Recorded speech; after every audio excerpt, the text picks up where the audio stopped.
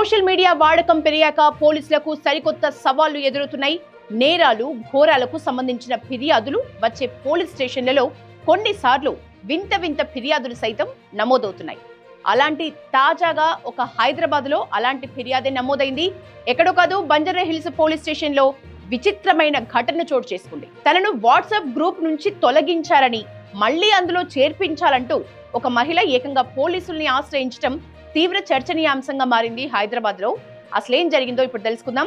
Banjara hills road number 12 పరిధిలోని NBT Nagar నివాసితుల కోసం స్థానికంగా ఒక వాట్సాప్ గ్రూప్ ని ఏర్పాటు చేశారు. కాలనీలోని పారిశుద్ధ్యం, తాగునీరు, డ్రైనేజ్ వంటి మౌలిక సమస్యలపై చర్చించుకోవటానికి, పరిష్కార మార్గాలు కనుక్కోవటానికి ఈ గ్రూప్ ని వేదికగా చేసుకున్నారు. అయితే కొద్ది కాలంగా కొందరు సభ్యులు గ్రూప్ అసలు ఉద్దేశాన్ని పక్కన పెట్టి రాజకీయ పార్టీలకు సంబంధించిన సందేశాలు, వీడియోలు, ఫోటోలు విపరీతంగా ఆ గ్రూప్ లో పోస్ట్ చేయడాన్ని ప్రారంభించారు.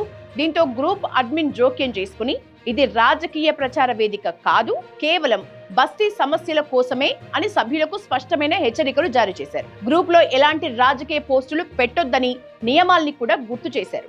అయినా కూడా ఒక మహిళా సభ్యురాలు ఈ నిబంధనలను ఏమాత్రం పట్టించుకోకుండా వరుసగా రాజకీయ సందేశాలను పోస్ట్ చేస్తూనే ఉన్నారు.